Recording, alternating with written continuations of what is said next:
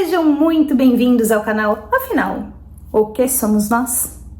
Assistam agora a segunda parte da entrevista do Éder, onde ele responde as nossas perguntas. Se você, por acaso, não assistiu a primeira parte, não se preocupe, é só acessar o link que está disponível para você aqui em cima e também na descrição do vídeo.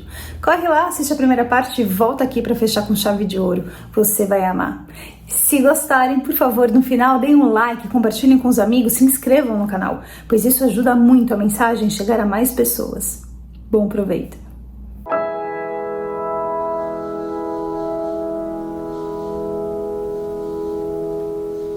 Esse é o momento, você pode nem contar a história, se não é fácil, mas você tem como passar a mensagem, qual era?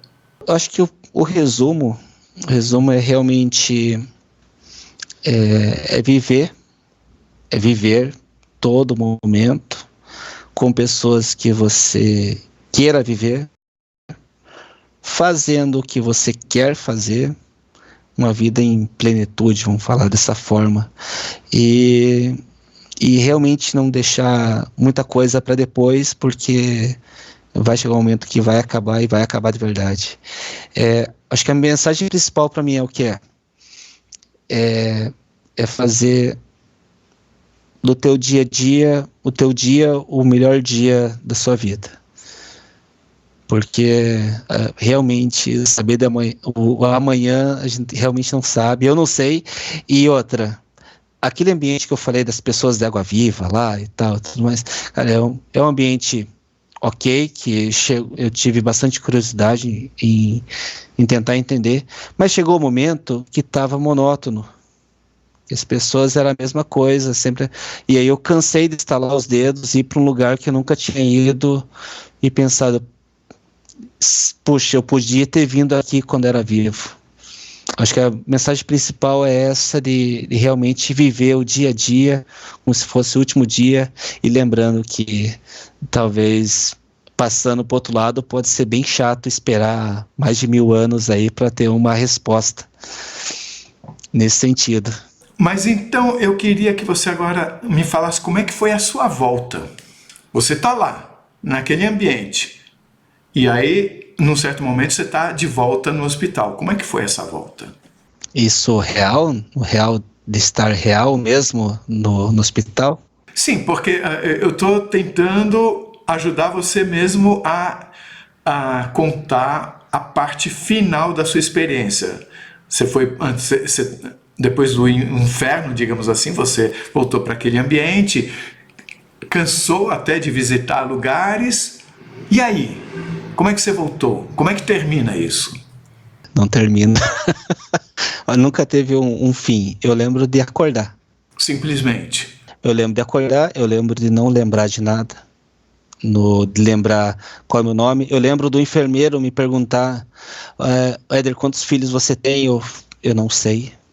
Qual que é o nome da sua esposa? Quer dizer, assim, ele me pergunta, mas eu não consigo responder, até porque eu toco tráqueo, né? E tem aquela questão da voz, que eu não consigo falar, mas eu poderia ter condições de escrever. Então, o que me ajudou bastante, vamos falar do que me ajudou a voltar, né? É o Sudoku. O Sudoku me ajudou bastante. Números me ajudou bastante a voltar. Então, eu lembro de ter pedido um lápis, que eu não conseguia falar mesmo, mas eu lembro de ter pedido um lápis e um papel, escrevi mais ou menos, quando o enfermeiro entendeu, trouxe, e eu lembro disso. Você pediu diagramas de Sudoku para você brincar ali? Exatamente, é o que me ajudou. Eu lembro dele falar assim, tua esposa vai vir aqui, e eu fiquei com muito medo mesmo, no sentido porque minha esposa tinha me matado nos sonhos, né? Eu tô falando, é muita coisa. Enfim, mas ela me matou também, né? Me matou num determinado período do sonho. Ela realmente fez 4 incisões com uma faca de açougueiro, pegou meu coração. Esse era outro sonho, um sonho que você nem contou. Outro sonho, e eu que nem contei.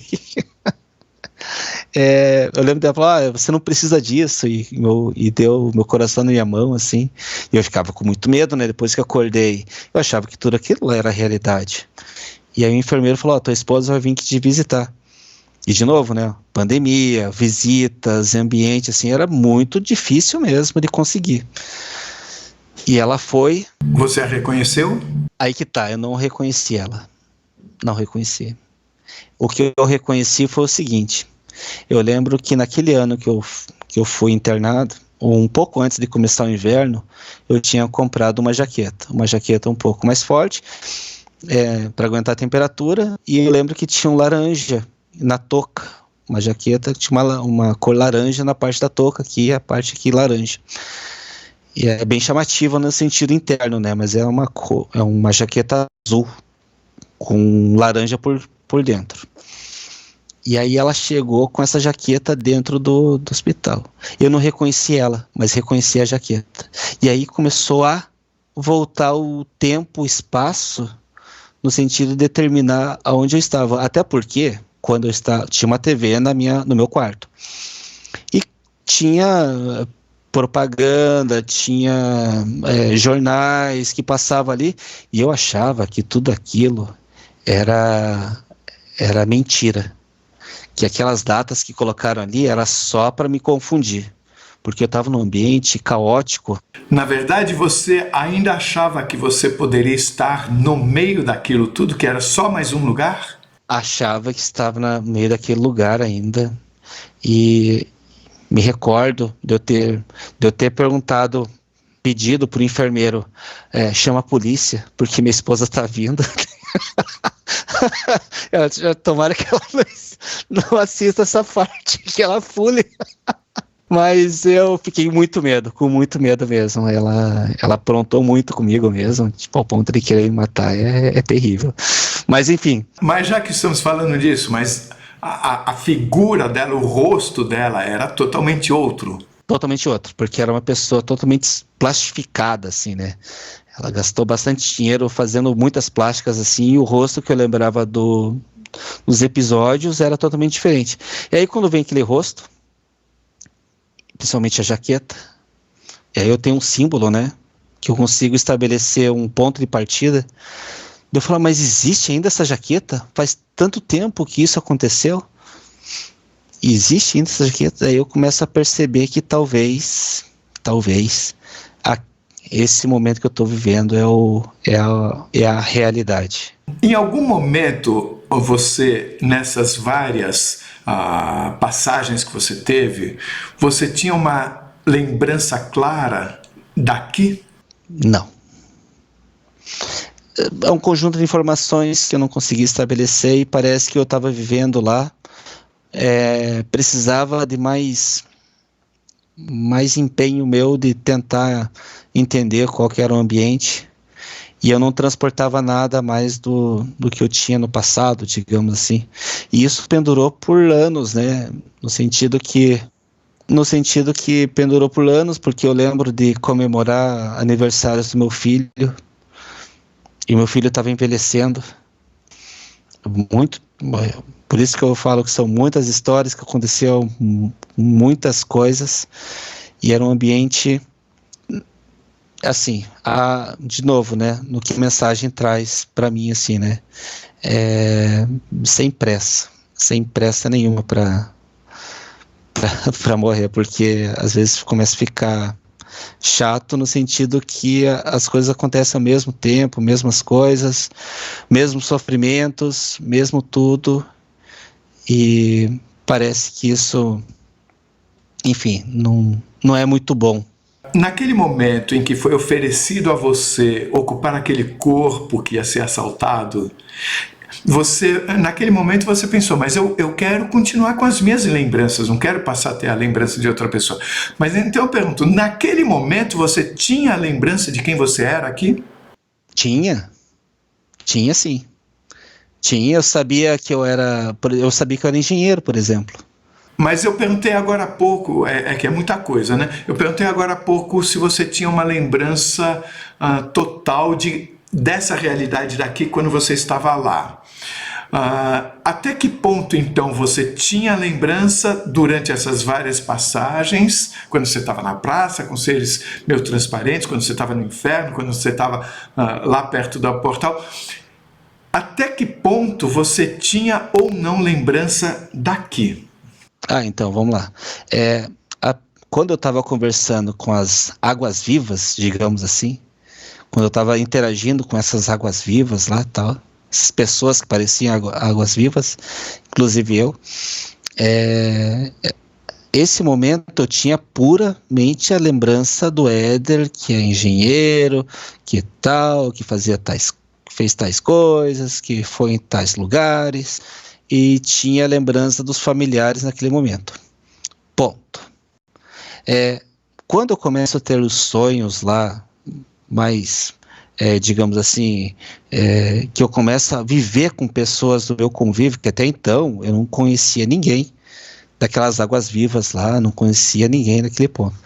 Mas aí a gente faz um ponto que a gente separa o convívio com as águas vivas lá, digamos assim, e depois dos sonhos, que aí eu sonho com meus familiares, pessoal da empresa, sabe, enfim. Quando você recebe algumas mensagens, inclusive, né? Isso, quando eu recebo algumas mensagens nesse sentido, eu começo a perceber essas condições também mas eu tenho essa diferença, né? Eu consigo estabelecer essa diferença mesmo, ao ponto que eu consigo interagir com pessoas mortas, digamos assim, que já morreram e tal, e depois que eu estou vivendo com pessoas comuns, que eu sou uma pessoa comum. E aí essa separação. A separação seria até a praça, o inferno e a volta para a praça, e depois quando começam sonhos. Exatamente. Mas ao mesmo tempo, mensagens vieram mais através dos sonhos. Mensagens veio mais através dos sonhos, sim. Queria fazer um comentário com você que eu tive a oportunidade de fazer algumas entrevistas com pessoas que passaram por Covid. Eu posso garantir a você que são as experiências de quase morte mais complexas que eu possa imaginar.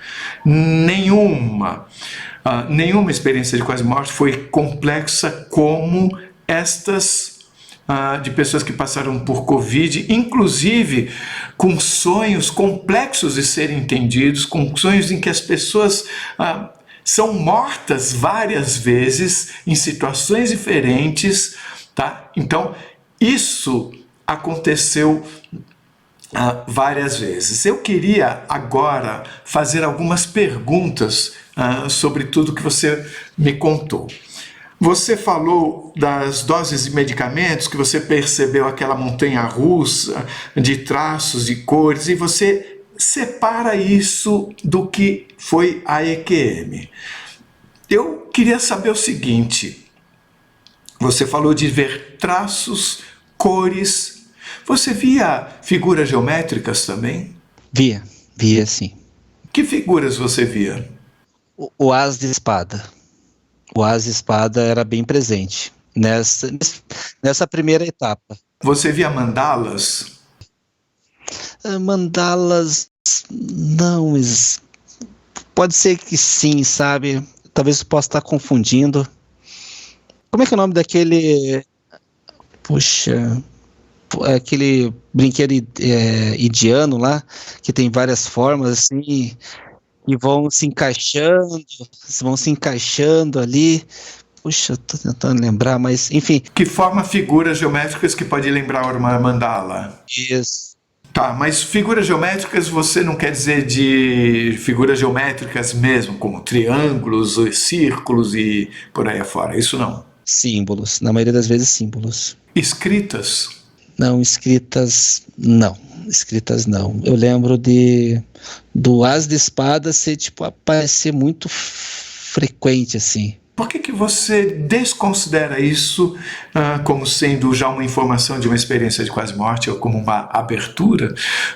E você considera isso, você atribui isso aos medicamentos? Eu atribuo completamente, né, a essas sensações que eu tive iniciais da medicação que eu estava usando, como uma pessoa que está se drogando, digamos assim, né? Aí você acordou na UTI, imagem Construída através do som, interessante, é como se você fosse um morcego, você tem um sonar. Sim, um sonar, exatamente, um sonar. Como se eu conseguisse construir imagens através de som que batia nas paredes, batia nas pessoas, nos móveis. De onde vem essa percepção de que foi através do som? Eu acho que é por causa do som, porque eu via aqui ondas. Se eu estava vendo ondas, eu não tinha como perceber como essas ondas se materializavam em figuras. Como assim ondas? Você via vibrações? Vibrações, frequências que determinavam figuras. Num tom verde, assim, né? Qual o ponto de vista? Você disse que você tinha uma visão superior, como se você estivesse no teto, por exemplo? Como se eu tivesse uma visão tridimensional, que eu conseguisse vasculhar, apesar de eu estar tendo essa visão num sonar, vamos pensar num sonar, mas eu estou em vários pontos. Simultaneamente? Simultaneamente, eu consigo ver de ângulos diferentes a construção dessas imagens. E por que você diz superior, numa visão superior? Uma visão superior porque ficam mais marcantes assim para mim, porque eu dou uma boa volta no quarto, né? Mas é uma visão assim, sabe? Não é que eu estou voando dentro do quarto, não estou voando. É uma visão simultânea. É uma visão simultânea. Como se fosse a quarta dimensão, assim. Como se estivesse olhando vários pontos às 3 dimensões. Por vários ângulos eu conseguia enxergar as 3 dimensões. Aí você saiu dali, num certo momento, atravessou paredes, viu o teto, dia cinzento, foi subindo, passou pelas nuvens, viu o sol, parece que está subindo de avião, né? Exatamente, muito parecida. Aí tudo azul, viu o sol e continuou subindo. E viu cores, interessante você ter visto... É que apaga, né? É que num dado momento começa a escurecer um pouco mais. Porque você não tem a atmosfera mais. Não tem atmosfera. E eu vejo cores. E você vê cores. Você falou de cores passando. Como assim cores passando? Não sei. Um violeta passando. Mas como se fossem raios passando por você? Como se fosse raios. Como se fosse partícula. Não era partícula, era onda. Onda de cores. Eram pessoas? Não sei. Não sei, mas eu sei que era como se fosse o tremular de uma bandeira, por exemplo, assim, passando. Alguma coisa, como se fosse um vértice passando, e esse vértice tinha uma área, e essa área era toda em cores mais pro lado de roxo e violeta. Aí, você viu as estrelas, muitas cores, e você tem uma visão que você reconheceu como sendo de Nossa Senhora de Fátima, e você pergunta se poderia passar por aquela porta. Você sentia que haveria o quê além daquela porta? Acho que eu estava mais curioso em saber o que tinha depois daquela porta. Nesse momento você pensou que, ok, acho que não estou mais no corpo, né? Você imaginou também que talvez eu tenha morrido? Também, pode ser que sim. E isso veio com uma carga de surpresa ou estranhamente isso parecia normal para você? Acho que eu fiquei surpreso, sim, mas não era... Parece que eu já tinha vivido tantas coisas que parecia que aquela surpresa era mais uma surpresa. Quando você viu o ambiente ali da UTI pelo sonar, naquele momento você teve surpresa? Sim. Mas eu fiquei mais curioso. Eu queria entender aquele ambiente ali e tentar buscar mais informações do que estava acontecendo. É claro que é um momento que eu não tenho noção do que está acontecendo. Mas eu estou mais preocupado nesse momento em tentar entender o que é aquilo, né? E como controlar aquilo, porque eu não tinha controle.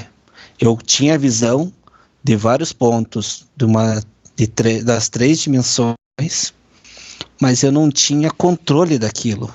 E isso me incomodava bastante. Então, eu tentava ter uma percepção das informações, mas eu não tinha controle nenhum. Eu não tinha controle como se eu fosse para a esquerda, para a direita, para cima, para baixo, eu não tinha esse controle.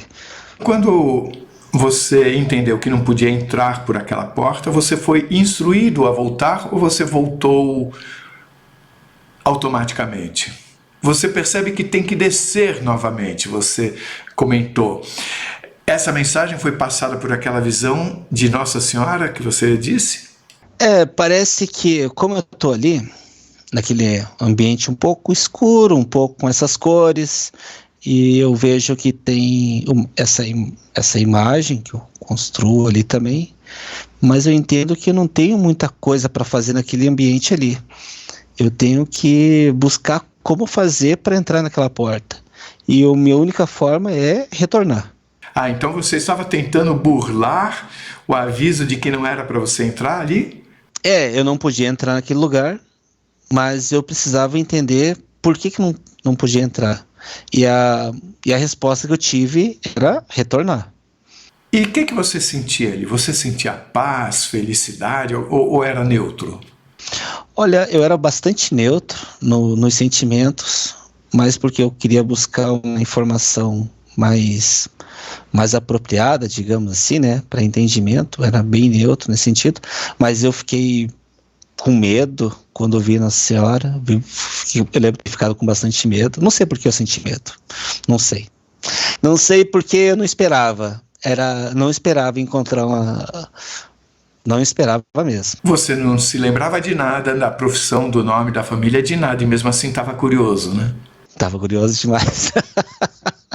Aí você diz que entrou num ambiente de barro, que estava escurecendo, afundando no lodo, começou a cair, percebeu luzes como relâmpago num dia bem escuro, você via silhuetas e sentiu que precisava correr. A cada flash você via buracos, você viu um trem passando, entrou no trem com outras pessoas. Nesse momento você comentou que parecia muito lúcido tudo o que estava acontecendo. Tão lúcido quanto aqui você tem a lucidez quando está no estado de vigília? Muito lúcido, muitas informações, medo também, né? Sentia bastante medo, porque o desconhecido é ruim, né? Mas eu senti bastante medo mesmo. Mas eu não tinha outra escolha. Eu sentia que não tinha outra escolha.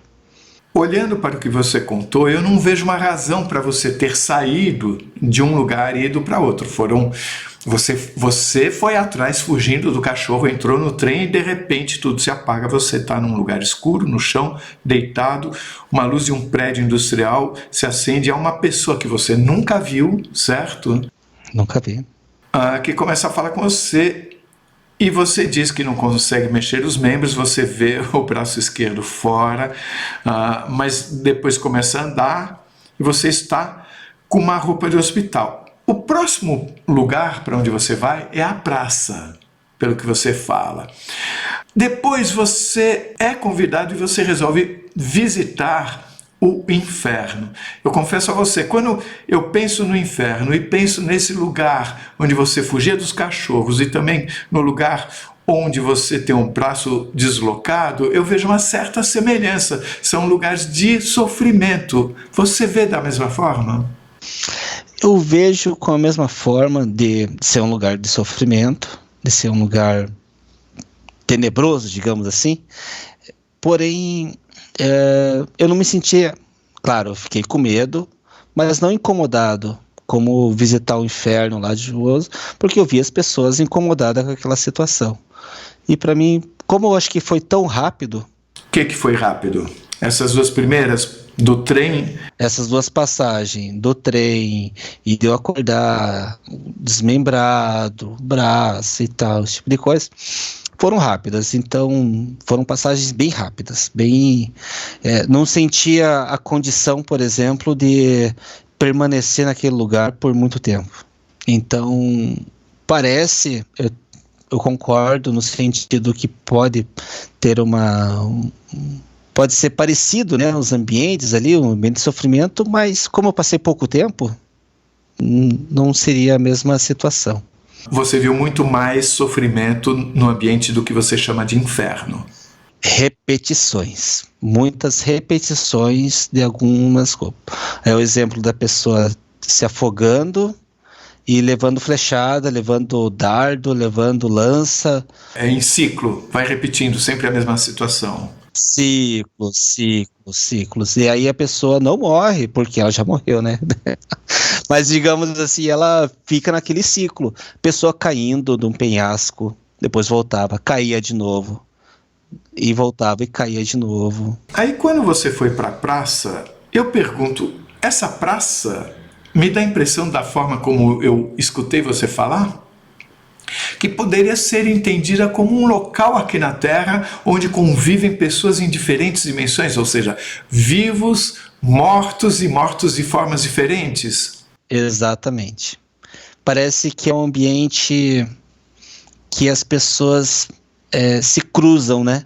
Se cruzam ali, passam suas passagens ali e parece um lugar neutro assim, né? Que muitas pessoas passam. Eu não consigo entender que praça que é essa. A minha sensação é que eu estou em Curitiba, mas eu não tenho essa informação. Você falou das pessoas como se fosse uma lanterna na testa. Inevitável que eu não me lembre da glândula pineal como sendo um local onde muitos dizem que tem um significado muito forte para a nossa existência. E só que você colocou essas pessoas com luz na testa como sendo pessoas das quais você deveria guardar distância, porque elas poderiam querer coisas não boas junto a você. Eu não queria interagir com essas pessoas, porque essas pessoas poderiam falar algumas coisas de mim para meus familiares. Como se eles tivessem acesso a essas informações minhas, e aí a minha segunda sugestão, né, daquela pessoa aquele um pouco mais baixo do que eu, aquela pessoa um pouco mais baixo que eu, falo assim, não fica perto dessas pessoas, porque essas pessoas podem querer arrancar dinheiro da sua família, porque eles vão querer trazer informações suas para eles. Ou seja, como se fossem usar essas informações para benefício delas. Mas eram pessoas, digamos, encarnadas? Devem ser, né? Para terem acesso à sua família. Sim. Não sei como que elas iam ter acesso à minha família, mas eu segui o conselho e não assim, eu acredito, sempre acreditei nas pessoas, né? E aí, quando vem uma informação como essa, eu acreditei. Pode ser que não seja verdade, mas eu acreditei naquele momento. Quando foi dito a você que você poderia visitar qualquer lugar, você tinha compreensão de que você estava no planeta Terra e que você poderia visitar qualquer lugar do planeta Terra? Sim, qualquer lugar do planeta Terra. Depois eu fiquei pensando, será que eu podia ter falado para ir para a Lua ou para Marte, alguma coisa assim, mas não passou pela minha cabeça na época, que é uma pena, né? Mas, sim, locais do planeta.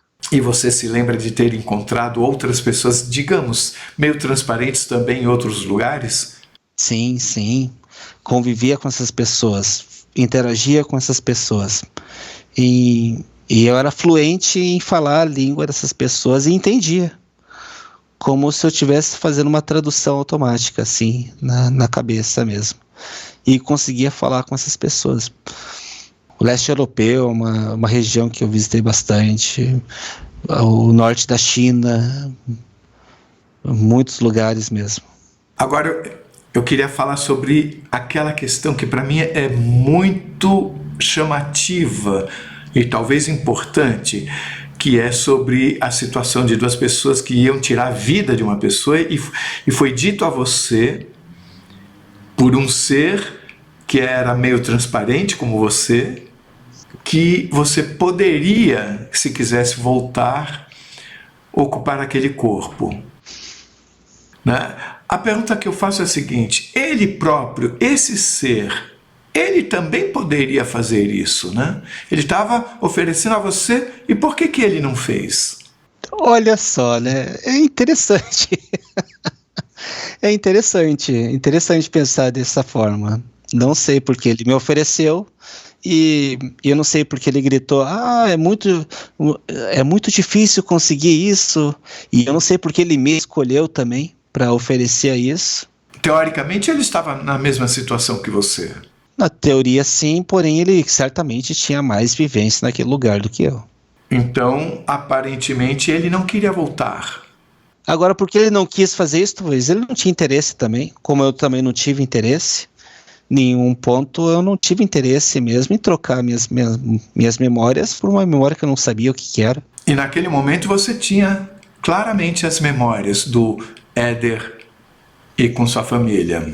Tinha todas as informações, sim, contidas. Então, é interessante porque eu mesmo, até algum tempo atrás, eu nunca tinha ouvido falar de walk-in, de entrantes e tudo mais. Existe isso, é exatamente isso que você vivenciou durante a sua EQM. Já me foi explicado exatamente desta forma. Tem pelo menos 3 casos de entrevistas no canal, 2 deles já publicados. Um é do, se não me engano o nome dele é Luiz Felipe, e o outro eu acho que é da Rosemary, não tenho certeza, acho que sim. E tem um terceiro caso que ainda não foi publicado, provavelmente terá sido publicado quando o seu vídeo for publicado, porque eu acabei de fazer a entrevista. Eu fiz a entrevista com essa pessoa ontem, né? E ela, a filha dela teve um acidente e ela diz que a filha dela mudou como se fosse outra pessoa. Tem todas as lembranças, mas ela comenta que antes do acidente a filha dela tinha um temperamento mais de responder, mais explosivo, talvez seja uma boa forma de definir, e que era uma pessoa extremamente talentosa com matemática, e que ela se tornou uma pessoa que não é tão boa em matemática, não é mesmo, e ao mesmo tempo uma pessoa extremamente doce. Tá? Deixou de ser explosiva. E ela fala, até hoje eu tento entender isso. Aí eu perguntei, o que a sua filha diz disso? A minha filha diz que eu sou maluca. Só que não é a primeira vez, eu nunca tinha ouvido falar disso, já são 3 pessoas, e isso fora outras pessoas que falaram sobre a possibilidade disso, mas eu estou falando de 3 pessoas que conviveram com isso na própria vida ou na vida de alguém próximo.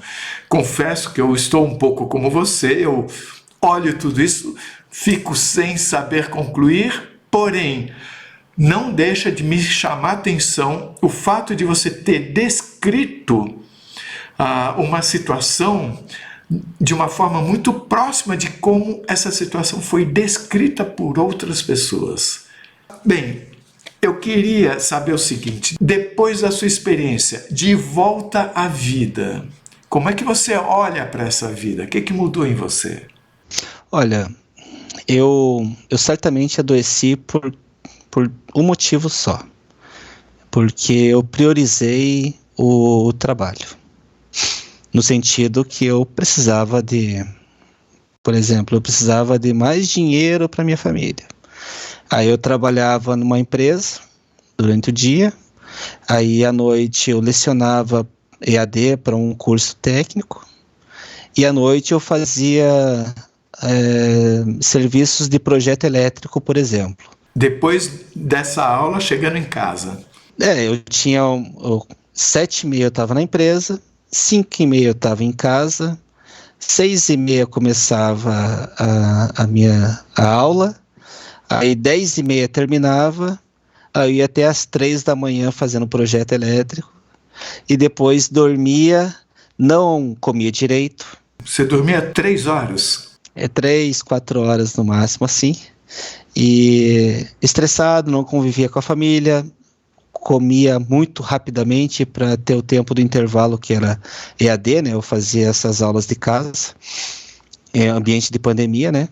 E eu atribuo sim a minha fragilidade física naquele momento, porque eu dormia mal, comia mal, e era estressante, meu ambiente era muito estressante nesse sentido. Mas eu sempre fui uma pessoa também que trazia isso para mim, né? Eu não era de explodir com pessoas, nunca tive esse comportamento de explosão com as pessoas. E eu era contido em implosão, então eu contia tudo isso em cima de mim. E aí adoeci, o Covid achou um lugar confortável para ficar, ficou. E aí eu atribuo sim a minha condição, as minhas escolhas de priorizar, por exemplo, dinheiro. Isso, todo o dinheiro que eu ganhei eu gastei quando eu estava doente. E aí eu atribuo sim a minha condição de adoecer dessa forma. Eu sempre tive as minhas atividades físicas, sabe, montanha, sabe, esportes que sempre me deram prazer em fazer, mas naquele momento eu não estava fazendo nada disso. E hoje? Então, hoje eu continuo, voltei, né, às minhas atividades, faço minhas atividades com tranquilidade, trabalho o suficiente, tenho meu tempo com a família, com meus amigos, tenho meus amigos que eu ligo como se eu ligo daqui um mês, mas parece que eu falei com ele ontem. Eu ligo daqui um ano, parece que foi ontem que eu falei com ele. Eu tenho esse tipo de amigo, eu tenho meus amigos do dia a dia, tenho o pessoal que convive comigo também, então eu tento deixar um ambiente agradável para mim e para todos nesse sentido. E eu priorizo pessoas, né? Sempre vou priorizar pessoas. E a sua sensibilidade, os seus sentidos, levando em conta que você esteve numa, talvez, outra dimensão, você, sobre premonição ou percepção do sentimento de quem se aproxima de você, ou de você estar num lugar com muita gente e você ficar incomodado como se você fosse uma esponja, algo desse tipo acontece com você? Sim. Então eu tenho ambiente, sim, que eu me sinto mal. Tenho pessoas que se aproximam de mim e são... eu sinto... Tem uma percepção, por exemplo, de algumas pessoas que se aproximam de mim e eu falo, poxa, essa pessoa talvez não seja tão interessante eu conviver com essa pessoa.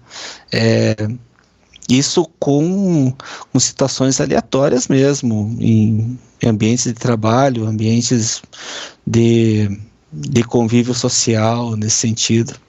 Você tinha medo da morte? Eu acho que uma época da vida eu tive medo da morte, sim, porque, aliás, durante a minha vida, né, vou falar o seguinte, durante a minha vida teve um momento que eu não tinha medo da morte. Adolescente, jovem, sabe, achando que é um Superman, por exemplo, que nunca ia acontecer nada comigo, assim, porque teve um momento eu tive essa percepção que eu era intocável, uma pessoa, sabe, que nunca ia acontecer nada de mal comigo. E de repente numa situação como essa. E depois, claro, vem o medo da morte. Sim, eu tive medo da morte quando nasceu meu primeiro filho, no sentido que eu não iria ter a condição de acompanhar ele, de estar sempre perto dele. Então, nesse momento que nasce meu filho, é uma coisa que vem de dentro, fala assim, ó, você não pode morrer, por exemplo, você tem que fazer tudo para não morrer, por exemplo, para estar junto com essa pessoa. E depois que tudo isso acontece, parece que não faz muito sentido a gente ter o medo da morte. Claro que a gente tem que viver uma vida segura, fazer as coisas seguras, no sentido que a gente tem que estar seguro. Mas nós não podemos ter pressa de tentar entender certas situações. Eu acho que tem que viver dia a dia. O seu medo da morte estava relacionado a uma dúvida se continuaria alguma coisa depois que você morresse? O meu pensamento lógico, como projeto, início, meio e fim, depois que a morte veio, você não tem mais nada. Você é orgânico e você vai sucumbir aí. Ou seja, é um pensamento que leva em conta que a consciência é produto do cérebro. Exatamente. Essa é a minha percepção antes da EQM. Hoje mudado no sentido que, claro, parece que existe uma coisa depois disso. Eu não consigo provar. Não consigo determinar. Mas parece que não acaba ali, não. Não acaba mesmo. Tem muita coisa que acontece depois disso. Algumas pessoas comentam sobre sentimento de paz, sentimento de felicidade, sentimento de conexão com aquilo tudo. Eu pergunto se em algum momento você teve esses sentimentos. Sim, momento de paz, quando eu estou subindo subindo entre as nuvens, uma despreocupação total do que pode acontecer. E sentimento de pertencimento você teve em algum momento? Sentimento de pertencimento fica bem relativo porque eu não consigo materializar nada, né? Não consigo. Eu começo a ficar curioso, com medo primeiro, depois curioso, mas ter essa sensação de pertencimento, de ser algo, de produzir algo, parece que não existe. No sentido de você ser também aquela árvore, de você ser também aquela praça, esse tipo de coisa, não. Olha, eu não tinha pensado dessa forma. Não tinha pensado mesmo. Pode ser fruto totalmente do pertencimento total, digamos assim. De uma reprodução total, que aquela praça era eu. Essas pessoas que eu convivi, era eu também. Isso você está pensando agora? Isso, eu tô refletindo agora, né? Você acha de alguma forma que essa experiência de quase morte pode ter sido causada em você? Por que eu pergunto isso? Porque algumas pessoas sentem que antes de virem para o planeta Terra, elas tinham um plano e que a experiência era como que um corretor de rumo. Isso faz algum sentido para você? De certa forma, sim. De certa forma, sim. A experiência mostrou parte disso, né? Que eu teria um propósito, alguma coisa nesse sentido. A palavra amor, nessa sua experiência toda, ela se encaixa onde? O amor, bom, realmente eu vou falar que é o amor que me trouxe de volta. O amor que me trouxe de volta. Me explica melhor, por favor. Claro que sim. Houve um momento que eu desisti da minha vida. Durante o sonho. Tem que ficar bem claro. Teve um momento que eu desisti de viver. E eu pedi, realmente, não quero mais isso, quero morrer. É muito sofrimento e eu não quero mais isso para mim. Eu estou cansado de sofrer. Aí, o que aparece? Como eu estava encerrando o contrato, esse contrato, a pena de encerramento desse contrato era realmente a morte definitiva naquela situação, porque eu morria mais ou menos, eles me consertavam, morria e consertavam, e aí eu estava cansado de sofrer daquele jeito. Quem que aparece? Aparece meu filho, numa tela, e ele falando: pai, onde é que você está? Onde é que você está? E eu falava para ele, que eu fazia muito tempo que eu não via ele também. Me procura nessas portas, eu estava numa maca, num quarto isolado, e falando isso pro tutor lá que estava cuidando de mim. Eu estava desistindo. Eu estava desistindo naquele momento. Eu falava, não quero mais isso, não quero. Aí ele me mostra uma tela, meu filho está procurando eu em vários corredores, e eu grito, né? Me procure entre as portas, abre as portas. Não. Ele falava, não estou te encontrando, e aí que eu falo, vamos continuar. O tutor. Ou seja, ele mostrou o filho na tela e o seu amor pelo filho fez você desistir de desistir. Por isso que eu falo que um amor me trouxe de volta. Qual é a mensagem que você deixa para nós que vivemos como você nesse mundo tão complexo, porém não tivemos esse experimento, essa vivência que você teve, que com certeza contribui para a sua compreensão do mundo? Qual é o seu recado para a gente viver melhor nesse mundo tão complexo? Eu ia dizer que a gente não precisa ter pressa para tentar descobrir as coisas. Eu acho que a única pressa que nós temos é de todo dia viver o melhor dia da sua vida e conviver com as pessoas que você realmente queira e fazer as coisas que você realmente queira fazer, porque se a gente falar que o dia de amanhã existe, mas nem para todos. Mas alguma coisa eu tenho certeza, nós não podemos ter pressa para tentar entender certas coisas que realmente só vamos entender no momento necessário. E se você gostou, por favor, se inscreva no nosso canal, dê likes, faça comentários, compartilhe com seus amigos, toque o sininho, porque assim você sempre fica sabendo quando chega vídeo novo saído do forno. E se você tem alguma dúvida ou passou por uma EQM e gostaria de compartilhar a sua história com o mundo, por favor, nos escreva. O nosso e-mail é afinal.oquesomosnós@gmail.com. Essa é uma nova fronteira do conhecimento humano. Vamos juntos atravessá-la?